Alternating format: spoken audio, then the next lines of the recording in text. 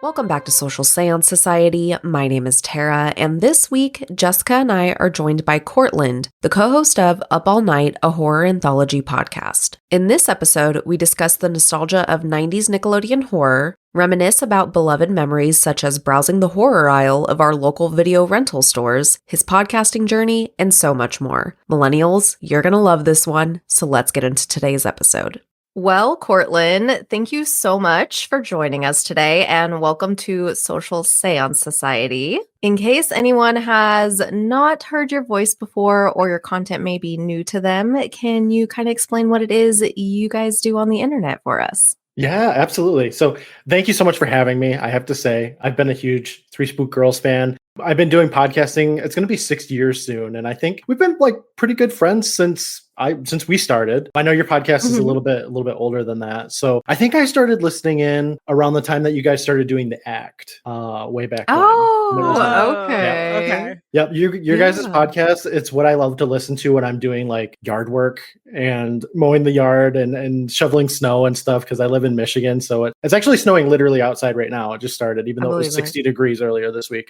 So but yeah, you guys is like, you're my comfort show. And anytime like anything would happen, I'd be like, Tara, help. Yes, I love it. Related. So yeah, anyway, my name is Courtland. I do a fun little podcast called Up All Night, a Horror Anthology Podcast. And it's me and my best friend. He moved to Australia probably 2017 or so. So I wasn't talking to him too much because I'm still stuck in America, you guys. Damn, right? Us too. We know the struggle. Yeah. He got out. He's one of the lucky ones. But we weren't talking a lot. And I had just started listening to podcasts because I was working in a factory and it was really like a terrible job. So I needed something to help me. You guys definitely helped me through some tough days. But I was like, hey, do you want to do a podcast? And he was like, fucking yes, of course I do. So then we started doing a podcast. And one of the shows that I used to grow up with was Are You Afraid of the Dark? I used to watch it all the time. I was like obsessed with it. And I was like, Brandon, I want to watch the show again. Do you want to just like do recaps of every episode and, make it funny with our own little brand of comedy? And yeah, it was fun. That's what we started with. We did Are You Afraid of the Dark? We've covered every episode of Goosebumps. Tara, you've joined us for an episode of Goosebumps. It came from beneath the sink. Yes. Classic sponge episode. So that was our first couple of years. And then we were like, well, let's keep going with like the 90s train, doing nostalgic stuff. And we did Tales from the Crypt. That was quite a bit different for our show, going from, kids horror to more adult themes. And it was fun too. Tara joined us again for another episode in season 6, The Bribe. It was about burning down a strip joint. A lot of fun. Very different. I didn't see that one in Are You Afraid of the Dark? But yeah, we actually just finished Tales from the Crypt a couple of weeks ago. We covered the newest season of Goosebumps that just came out this year on Hulu and Disney Plus, and we're going to be moving on to a new show next week. Well, recording wise anyway. That's exciting. Yeah. It'll be 6 years for us in April, and I love every moment. It's a great time. That's amazing. I love that. Yeah, I need to catch up, but I love that you guys covered the newer Goosebumps series because I liked season 1, but I really, really liked season 2. I don't know if did you watch season 1? Yeah, we covered season 1 when it came out. We did like bonus episodes. So we had 2 going out every week, which is, I don't know how you ladies do it because it's a lot. It's a lot. Never again. Yeah, we covered that like back in 2023. And then we were going to do bonus episodes for this one, but we were like, nah, let's give it its full attention. Yeah. David Schwimmer deserves no less, Oh my gosh. True. Yeah. He did so great. I was a little worried going into the newer season when they announced it was going to be anthology. I was like, oh my God, like I really loved the original storyline from season 1 and everything, but I think it got even better with season 2. And I'm just like, I don't want to say goodbye to David Schwimmer and all them either, but I know it'll be great as they go on. I'm hoping they do another season because they did this with Are You Afraid of the Dark too? They rebooted it. We covered the 2019 reboot, the 2022, the 2023, I think it was. And they haven't done another season of that yet. But I don't know. I feel like Goosebumps, like they have more money towards it. So I'm sure that they'll do another season of it. This one was very much like very body horror. I was like, who wrote this? This isn't for children. What is this? Vomiting into a cup and trying to get a kid to drink it. I was like, what am I watching? Yeah. I don't know what it is. Seems like the trend of body horror becoming popular has come back because of that and the substance. And I'm not a body horror person. I mean, I watched the substance because I had to, but I was like, this is so gross. And I was so proud of my kid because she's 12 and she watched not the substance. I didn't let her watch that, but she watched Goosebumps, the new Goosebumps, and she was totally fine. So I was like, oh, damn. Okay. Yeah. That's one of my favorite things is because I have a 10-year-old. He's actually literally in the room right now. So he's got his computer set up over there. He'll be fine. But like watching that stuff with him, I mean, we watch a lot of horror movies. We do like a horror movie night on Saturday nights, like a couple of times a month usually. So we watch like Alien, Aliens, a couple of zombie movies. We did watch Halloween, and in the beginning I was like, buddy, you gotta cover your eyes because of the nudity. But besides that, he's really good about it. Ooh, A Quiet Place. Have you watched A Quiet Place with your daughter yet? She hasn't watched that one yet, but that is a good one because I didn't even think about that. It's not too gory. There's no nudity. It's just like really well paced. The first and the second one, really great. The third one was okay too. Wasn't as good, but yeah, we liked all three of those. Yeah, I haven't watched that one yet, but I've seen the first two, but those are good ideas because I'm just all over the place. As long as it's not too bad, I'm like, all right, because like she's watched literally all the Screams, a few of them more than once. And I know for some people, depending on age, that can be a little borderline too, right? But I thought it was fine because I was like 8 years old watching it. So I'm like, she's 12. That's what I do too. 13. Yeah. I was watching like Child's Play and Friday the 13th by that point. But also like I was watching it not on purpose. Like I stumbled across Child's Play and was like, what is this? And then like watched it on like a Sunday afternoon, like on TNT. And then I was just like, what the fuck I remember is this? those days too. Yeah. When you would like accidentally stumble upon like a movie or a show and you would just be like, what the hell is this? And then my parents were super religious. So like if they caught me, they'd be like, turn the channel now. Or they would take TV privileges away, but they would take my remote. Like I couldn't get up. This is an old school TV. So you like literally get up and like turn the channel. But no, I weirdly like Child's Play, but will never own a Chucky doll. Never. I wouldn't either. Not even like, to display it as like, Funko Pop kind of thing. But yeah, I remember those days too of like just randomly finding horror movies on TV and then watching clips of it and then not having the internet. So having no idea what it was until you grew up 25 years and you were like, oh yeah, that memory. I got to find out what that was. It definitely happened to me a lot. I still have this one movie that like is in my brain and maybe you will know. It was definitely like a crimey type horror movie, but this guy had a nail gun and he was like killing someone with a nail gun. And I remember it like went into, I think it was a woman, went into her hand. And it was like, I remember it because do you remember when they used to show like when you would get cut, how it would be like green, like you'd see like the muscle and it would be green. And I remember her hand like showing that and thinking like, oh, this is really gross, but was like really enamored. And then like my brother changed the channel and it was lost then forever because, and it's not like we had a guide that was like, this is what's on TV right now. Cause my parents were like, I'm not paying for the TV guide because for those of you who are young, there wasn't like a guide on the TV that would like tell you what you were watching. You had to buy a book that came out like every 2 weeks? Something like month? that. Yeah. I had one once. And it would tell you what was on it. Like my paternal grandparents bought it religiously, but like my parents were like, no, thank you. We're not going to waste our money on this. We're just going to roll the dice. I love that. I also there was a specific channel that you could turn to that would just like slowly scroll and tell you what was on like every half an hour for like an hour and a half. I would just watch that sometimes. Oh my God, yeah. Especially if I seen a movie, I didn't know what it was and I needed to know what it was. Usually it was on like Sci-Fi Channel or something. Yes. I don't know what else was really fun to do when we were kids. I don't know if you guys did this or not, but I used to love to go to the video stores and just look at the covers of horror movies. Yes. Yeah. So cool. So much fun. I miss going to like a local store. There was a Blockbuster like in my vicinity, but my family there was like one uptown that was like right next to the hardware store. They would have like all the new releases on like one wall and then all of the older ones like out there. But I would look at like every single case. Yeah. So good. Those horror movies, like they had some really good. I mean, I remember looking at Silence of the Lambs as a kid being like, I have to watch this sometime. And I did, and it was great. But it took a while to get there. Especially because that case, the cover art for Silence of the Lambs is so confusing with zero context. Yeah. You look at that and you're a child and you're like, I have to watch this at some point, You're like, what does a white guy and a butterfly moth looking thing have to do with lambs being quiet? I don't understand. And then you watch it and you're like, get you. Yeah. Oh no. That's how they get you. They knew. They're good marketers. Oh my God. And then you have like all of those weird like zombie movies from the 80s that like Night of the Comets and Night of the Creeps. And I love it. It was like some of my favorite memories were just like breaking off from my parents and going to the horror section. I love it. Me too. It's so funny you brought that up. I was thinking about that the other day. I was like, man, my wife just had knee surgery recently. So I was taking her to a physical therapy appointment. There's an abandoned like family value video or something, like some kind of rental store, and it's just empty and it's for sale and the sign's still there. And I'm just like, oh, the good old days. I miss that so much. I loved it. I feel like that would make a really good like horror movie, is like a video store like popping up out of nowhere. And then like when you go in, you like get sucked back into time. And there's like all of these like old horror movies come to life. It'd be like Cabin in the Woods. You guys seen that one? I love it. I love that movie. So good. I just love anything where it's like all of these things and you get to choose what's gonna happen. I don't know. Maybe I grew up with like reading all of those choose your own adventures that nobody can ever finish.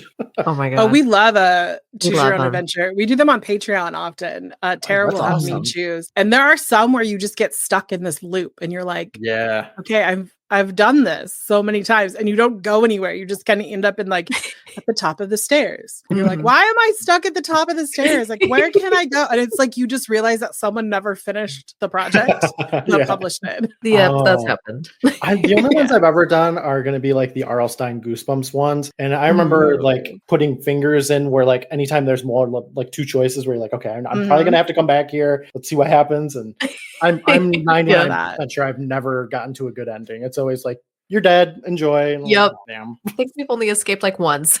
On the first try, I should say. We will play again. Yes. Also, like on Patreon, like you don't want like a 4-minute episode where you're like, okay, we went this and we're dead. Okay, bye. First choice, 3 pages in, dead. It's there you go, guys. You're like, we have to try again to try to make it out alive. And you know what's cool is they actually made a couple board games, the people that made the original Choose Your Adventure books, and they're pretty fun. I think I have, well, I don't know if I have them anymore, but I used to have like 2 of them. I don't know, it was just so fun, and it just brought that like nostalgia of the books. So check Target or something. They might still exist. I don't really know. That's where I bought it originally, but this was like years ago at this point, but so great. So since we are on this like nostalgia track, which I love, it's why I'm like obsessed with your guys' show. Was Are You Afraid of the Dark your gateway into horror, or was there something else? And if it was Are You Afraid of the Dark, do you remember what was like the first episode that sucked you in? Yeah, I would say Are You Afraid of the Dark is probably like my gateway into horror. I remember being a kid. I used to sneak out of my room when I was growing up at night when I was supposed to be sleeping. My parents' room was like right next to it. And I do specifically remember, I don't know how old I was. It was quite young, but sneaking out and like watching the TV. I was like, huddled on the ground watching the TV, being all like Harriet the Spy kind of shit. They had The Thing on, and I remember seeing some of that. So that was like probably the first one. But Are You Afraid of the Dark was just so accessible. I mean, my family, we would sit down and we would watch Snick every night. It was me, my older brother, my mom and dad. And we watched Are You Afraid of the Dark come on at like 9:00 on Saturday nights. And we would watch Are You Afraid of the Dark. And I think I started watching it pretty close to the beginning because it would have been like 1992, which I would have been like 3 years old. So yeah, it scared the hell out of me. There was the third episode, The Tale of the Lonely Ghost. There's a part where one of the girl characters, she like walks into a mirror and a ghost walks out, and yeah, that terrified the shit out of me. I remember like going under the bed because I was so scared, which I don't know what the hell I was thinking, but I was a dumb 3-year-old, so it's okay. That is a valid response. You're like, what? Mirrors, ghosts come out? No. At 3, your brain is not processing that that's not reality. Yeah, I was basically a cat. I don't know. I was like, I gotta get under this bed. It's the only safe spot. I love it. But you know what? To be fair to young Courtland, it makes a lot more sense to hide under the bed than just under a blanket. That's what my dumbass used to do, is hide under a blanket just in bed. So I feel like that was at least had some good train of thought to it.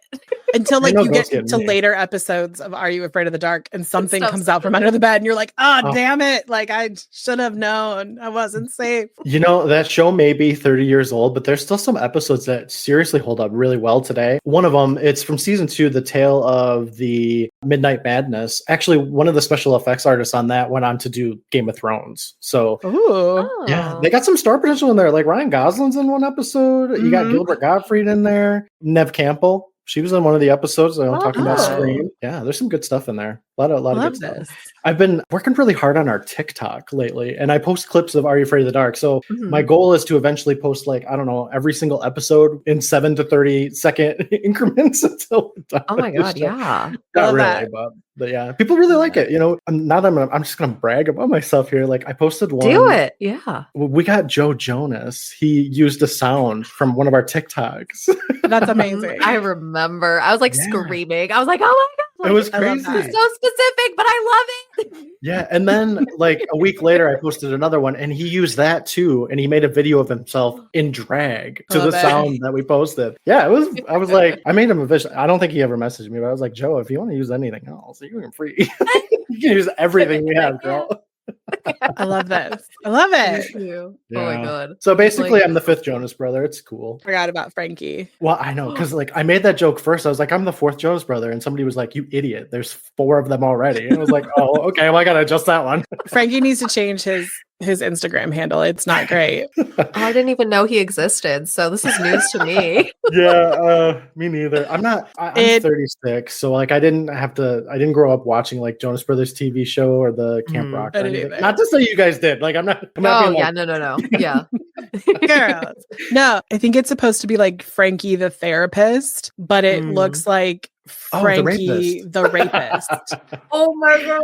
that is so And Arrested Development of him. Yes. And like when it happened, people were like, Frankie Jonas has joined Instagram, but his handle needs to change. And I don't think he ever did. No, and I was just like, oh my God. It was like, I remember it was such a big deal in like 2019. I was like, I love Frankie that. Jonas. Oh my God. That's a way to get to know, like, hey, there's the 4th Jonas, and he is the rapist. He is the rapist. And you're like, no, Frankie the unspoken therapist. Frankie, love it. I was just like, sir, no. But yeah, no. I also want to call out, you said something that maybe not all of our listeners will know. You said Snick, which like most our generation totally gets, but like probably younger kids. I don't think it's a thing anymore. Snick was like Saturday Night Nick. No.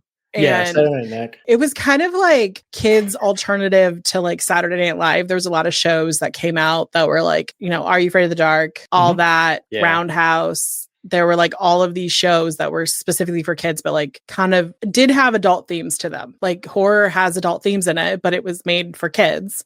And so if you missed out on the Snick era of life, I'm so sorry for you guys because it was magic. It was a time. Like Rosie O'Donnell was everywhere. She was like, I will host this Kids' Choice Awards and you will vote for stuff. Yes. It was great. It was awesome. Did you guys watch the documentary Quiet on Set? Yeah. Ugh, Did you recap it? Did you? I thought you did. Okay. I haven't listened to it yet. I had to.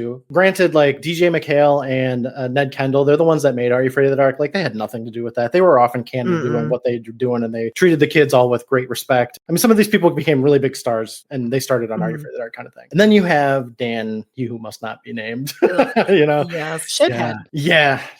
I feel so terrible. I feel like that is kind of like, you know, we had our 90s Snick and all that, and I think he was in all that back in the 90s, but he kind of became a piece of shit towards like the very late 90s, early 2000s. So I'm glad that I wasn't there to watch it and support anything he made. But yeah, sorry, I didn't mean to bring it down because no, you are fine. You are fine. It's interesting because I feel like with the dark part of Nickelodeon, a lot of people think it was the whole network. I'm not saying everyone that worked there is perfect, but it was definitely a very specific area. So I'm glad to like, Are You Afraid of the Dark and stuff like that is a little safe from that, you know, because, you know, the common denominator and like that whole thing was fucking Dan. So it's like, ugh. I can't like this anymore. Like you're a monster. I know. It's awful. I know. Ugh. But we'll scoot a little bit away from that. I'm curious, and this is just like such a weird question, but I was like thinking of extra fun stuff to ask. If you could live in one of the universes from whatever series, whatever episode, what would you pick and what is your reason why? Oh man. See, the problem is that everything we cover is like typically awful, you know? Right. Like Even like not a pleasant place. Yeah, on some of the episodes of Are You Afraid of the Dark, they straight up have like devastating endings, Yeah, like kids dying. The Tale of the Chameleons, where like Tia and Tamara are in them, like world ending stuff in some of these episodes. Which one would I like to be in? Oh gosh, I don't know. There's this really creepy episode in season 1 called The Tale of the Dark Music, which is about this like basement dwelling demon that comes out if you play music, and it can shapeshift and stuff. I mean, I wouldn't want to live in that, but like what he does is like he gets kids to like feed him people, and then he grants them like wishes essentially. I don't know. See, this kind of builds me up to being like a murderer here, but like I'd be like, yeah, I'll feed you, buddy, and then I would be like, we gotta get out of here. Like, condemn this house. You could just feed him bad people. Like, you could make like, see, I'm thinking ahead. Like, you could like make a deal with like a prison system and be like, who is on death row, and be like, here, this is the more humane way to go, and it moves the story along. We could, and then we could get like, corrupt people to be like, hey, you don't say anything, and I'll donate like a large sum of money to your establishment. We're shaking down the bad people. Right. I will play. Give me money, or I will play music right now. Yeah. Right now. Nowadays, it's like so accessible. It's like our phone. We're like, it's loaded. See, I just have to push play, and they're like, oh shit. See, in the '90s, he had to plug in the radio, and it would play, royalty-free garbage music. So we got weird power now, and in the palm of our hands. That would be great, like technology today, but like in the storylines of the 90s. See, I still want them to remake Home Alone and have everybody be, the age they are now, shot for shot remake of Home Alone with Macaulay Culkin as an adult. Like, I know that's like people have said it before, but it's seriously such a good idea. Like, do they want money? Just make it. I don't get it. Yeah. I feel like he'd be down because they've done commercials and whatnot with it. And I honestly think like those type of stories, like it has to be the storyline that has to be great. But my one request is if they do like either another spinoff of it, I want them to have the original cast again as much as possible. I know some of them are not possible, but like who they can get. But also I want Brenda Song, his actual wife, to be his wife on the show. And I think that would be great. And I want, the bad guys to be like, we're coming for Kevin and this whole thing. And I know. It's fine. They could be geriatric robbers. Like you've seen that at the museum. Like there's ways to do this shit. Like, come on. The tech's there. They don't even have to like go in. It's fine. Right? Like that would be fantastic. The robbers had children that they like neglected. And that great storyline. Like, who do we need to go to with that? I don't know, but shit's gonna get stolen, girl. It's okay. Trademark. Yes, someone send me a royalty check. But like, they're so mad at Kevin because their parents were like obsessed with Kevin their whole life. Like one of them has to be named Kevin too. Like, and it needs to be like a girl. Like that's how like obsessed it is. Like a traditionally masculine name. Like my name is Kevin. And they're so angry that they're like, we're going to ruin Kevin's Christmas and we're going to steal his. It's going to be like Home Alone meets How the Grinch Stole Christmas. I love it. Oh my gosh. And Macaulay Culkin and Brenda Song's kids are so cute. They gotta have cameos or be in it. Oh my gosh. They could literally be their children. Like that would be fine with me. I'm on board. God. Someone make this happen. Someone listen to this and be like, yes, and go do it. Thank you. And I love it though. If this happens, that means that someone is listening to our show and isn't giving us a movie deal or a show deal, and that makes me sad. Hire Jessica as a writer. Thank you. This is her idea. Agreed. If this is what we get out of this, like, yes, please.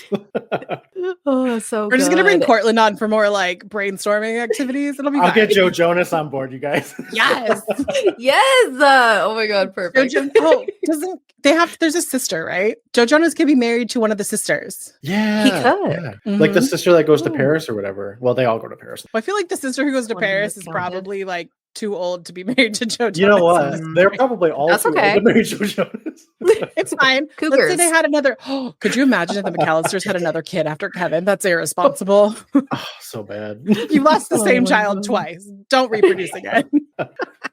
Oh my gosh. So I always like to make everybody bond over movies because it seems like this year is pretty solid for releases throughout the whole calendar year across genres, especially horror. There's so many. So we will start with you. What upcoming releases are you looking forward to?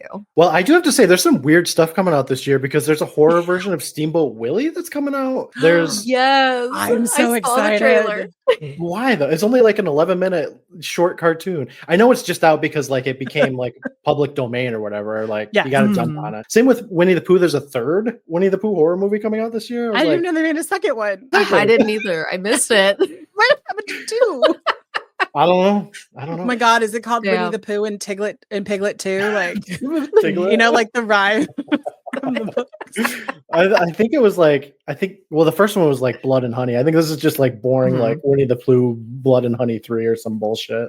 I heard there was going to be a crossover at some point, or they want to do a crossover with that old Mickey. So maybe there'll be a 4. And isn't there a Bambi one too? Like, because I don't know who's watching this shit. I feel like there's just someone waiting for all the Disney movies to go like that they can do them, and then they're in the public domain. They're like horror movie, and you're like, I didn't ask to see Bambi like this. I barely watched as it is. Bambi. Yeah, exactly. I don't know. Hey, good for them though. I mean, jumping on that, making that shit. Right. Anyway, what I'm actually interested in, there's going to be an Alien TV show this year.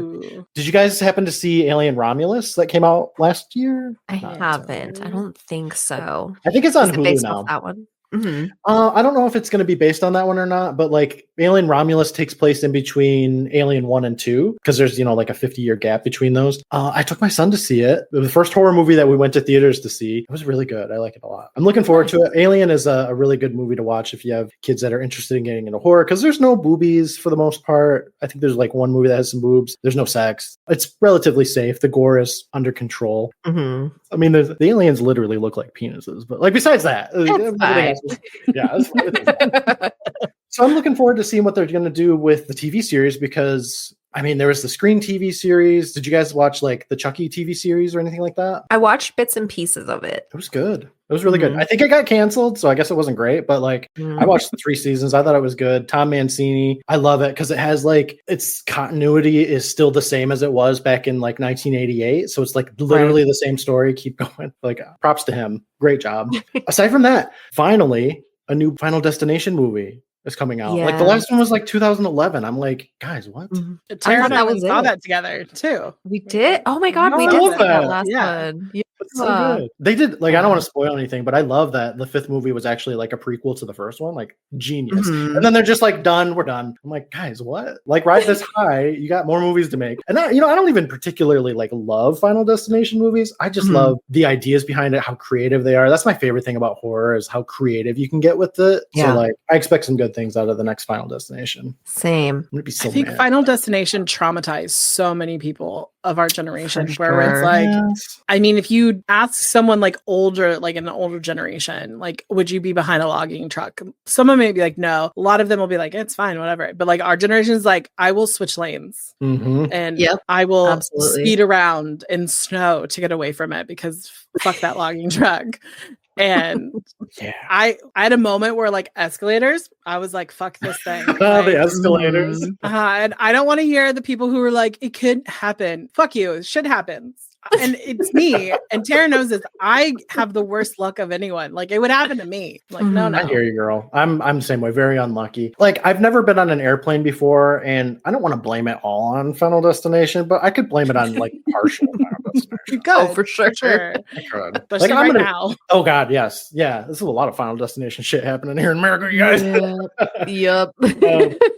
Yeah, it's going to be a no for me. I had to go to California for work 2 years ago almost, and they booked me a plane, and it was like morning of, and I was just like, I can't go. I was like, I'm not getting on that fucking plane. So I live in Michigan. We drove to Chicago, and then I took a train ride from Chicago all the way to like Southern California. There's like a famous train ride that leaves from like the Bay Area, or I think there's one from Southern California that specifically goes to Chicago and back. It's like a 5-day thing. And I'm like, it's on my to-do list now. And I'm like, I really want to do this because it's like, we called it, what did we call it the other day? Train tripping instead of road tripping. It's like train tripping. Like where, because I'd go again. Yeah. Was it fun? I read most of the time when I was in it. It was like a double-decker train. So I got up on the top part. There were some fucking weird people on that train. There was one girl, she was in between carts. Like she walked into between the carts where there's like super shaky and stuff. And she just started fucking dancing at midnight. And I was sitting in front. I was just looking at her like, have you seen any of this? Like I put it on video. Like this girl was jamming there. She got up on top of it like Spider-Man for a second. I was like, you're crazy, girl. I'm having anxiety about it. I'm not even there. It was crazy. The train ride itself, though, I think it was like 44 hours or so to get there. It wasn't bad, though. Like, I'd do it again, especially if it meant I didn't explode in a plane. I mean, yes. I mean, I'm just going to ignore the fact that like train crashes happen. I feel like I was pretty far back, though. Like, if a train crash happened, I'd be fine. I'd get jostled around a little bit, but I'd be fine. You're not in the air, at least, so I guess there's that. So right, that's what I'm saying. And people like jump on and off trains, so I feel like the speed in which the train is going. Well, I guess I'm thinking like westerns. There's like a horse. Never mind. I withdraw my statement. No, you're fine. I was on an Amtrak, and I think at one point we were going like 120 miles an hour, maybe. Oh damn! Oh wow! Yeah, they cruise. Yeah, that's nice. That's kind of nice. I guess I only see them in like a city where it's like slowing down to go to like the rail yard. But now I want to do it. There's like a specific one from Northern California that goes to Chicago and back. Did yours have like the dining cart and all that stuff? So I want to do that, like the dining cart. And then I was like explaining to my coworker that they have like your shower is above your toilet. And she was like, that's convenient. I was like, I don't think they meant to be used at the same time. Like, I just want you to, it was like, she's like, you don't know that? Literally, that's what she said. She's like, you don't know that. And then walked out of my office. And I was like, I'm pretty sure I do. It's like a bidet for your whole body. I love it. Wild. Anyway, my last movie that I'm really excited for is 28 Years Later, because I'm a huge zombie movie fan. Anything zombie, really. When I was on the train, I literally was reading a zombie book. And then on the way back, I watched Train to Busan, which I don't think you probably should watch a zombie train movie when you're on a train. But I'm like, I don't know. I love living life on the edge. No, that's perfect. The Wi-Fi was really spotty. So thankfully, I had seen it already. So it was like my second viewing, because it was like, I'd get like 10 minutes in and then we'd go down to like a tunnel or something. And I'd be like, I gotta wait here and not be able to watch a movie. But anyway, sorry. I love zombies. They're my favorite. When did the first one come out? I think it was like 2000 or 2001 or something was when 28 Days Later came out. I was like, Mom, we're going to the movie. Then we're going to see the zombie movie. I don't care if you like it or not. So I went to the movie theaters and saw it with my mom. And then 28 Weeks Later was really good too. So I expect really good things from 28 Years Later. For sure. You've had 28 years. Good, right? You've had time to develop this. So come on, guys. No, I think it's going to be good too. One thing about getting older too, and I know I've brought this up before on a different episode, but it's fine. I think it's so cool. Like, we have these movies like that we loved when we were kids. And then now we're, full grown adults. And not only do we get to experience them again, but in certain cases we get to experience them with our kids. So like Scream was like a big one for me. Like after I made sure it was like the new ones were okay for her to watch, I just thought it was so cool. It was like my fucking best day of my life when she was finally like, yes, I will watch a horror movie, because she was a big weenie for the longest time. So I was like, this is the best thing ever. I don't know. I think it's really cool. I like it. And I feel like with how many real life horrors we have going on in the world and in the United States, it's nice to have kind of that nostalgic distraction a bit. So I appreciate it. It's so good for kids too, because like I said, that creativity is what I love so much about horror. I mean, if you ever are interested in getting into like special effects or practical effect makeups and stuff, like there's some really good, I don't want to say tutorials, but like examples from these old movies that, quite frankly, like they look better today. I mean, they look better back then than some stuff does today. For sure. I can think of this one scene in Day of the Dead from 1985 where they cut off like a guy's hand, and it looks so real. But because he's got like the prosthetic hand, but he's got like his hand put under like a dugout thing, and like the things that they had to do, like the creativity that they had to come up with to make these things work. I just love that stuff, and I don't know. I think it's great. I think it's a beautiful thing to introduce kids to. And I think something like Are You Afraid of the Dark, Goosebumps, maybe not Tales from the Crypt, are great gateway drugs into horror for children. Oh, definitely. I agree. Jess, I'm excited for what movie you're about to say because I can see the notes. I can't wait for this movie. Okay, tell us your movie. It's Death of a Unicorn. I am a huge Paul Rudd fan. I have been forever, like all the way back to Clueless, was like in love. I've been in love with, he's been my longest, I think, running crush, at least consistently in the spotlight running crush, I should say. And then Jenna Ortega, who I just love her so much. And that was like in the last one we recorded, my other one was Wednesday. And I'm like, so she's in 2 things this year. I'm really excited. I was just going to ask, is Wednesday season 2 coming out this year? They haven't released an exact date yet. It's like probably going to come out. My guess is going to come out in September because they'll be able to capitalize off of like Halloween. I think if they re-release it either August, September. So fingers crossed. But I'm so excited because unicorns are my favorite cryptids. It's always been. If you go to my office, I literally at work, I have a bubble wand that's a unicorn. I have 2 like stuffed unicorns in my office. I have like a little Tara bought me for Christmas. She bought me a little unicorn Lego set that I built and is in my office. I'm a little obsessed with them. I love just a little bit. So I was like, ooh, people I love and my favorite cryptid. And my favorite cryptid is going to be not just this like cute little prancing thing. It's going to be like kind of a badass. And I'm excited about it. So I can't wait. I saw that on your list too, and I was like, ooh, I love it. I'm so excited. I know. That one's coming out soon. That one comes out on the 28th. 28th of March. Yeah. So I'm really excited about it. This might be one of those things like, because I have a work event coming up on the 9th of April that I'm like super stressed about. If I'm like, I need a break, guys, I'm just going to go to the IMAX and be like, I'm going to watch Death of a Unicorn. Leave me alone. Yeah. Oh my gosh. Okay. Yes. Because I don't know if you've ever done this, but Jessica and I have a goal this year to finally suck it up and go watch a movie by ourselves in the movie theater. Have you ever done that? I've not done that, but my co-host Brandon, he does it every once in a while, and I'm so jealous. Right? I'm so scared. But maybe we could use that movie as motivation. Yeah. So I'm like, that's a good one. But we've decided that we're going to do it together. We're going to go to the movie theaters because we're in 2 separate states.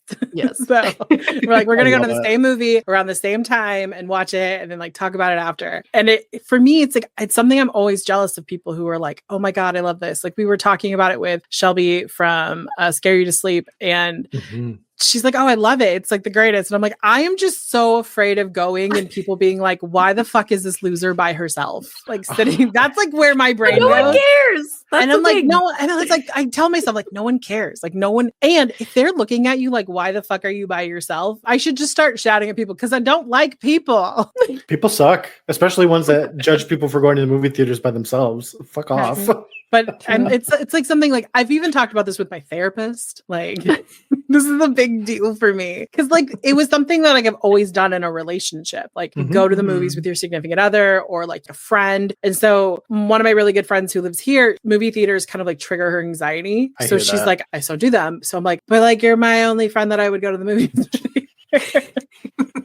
And then Brandon moved away. So then my other movie person, I'm like, why does everyone leave me? Fine.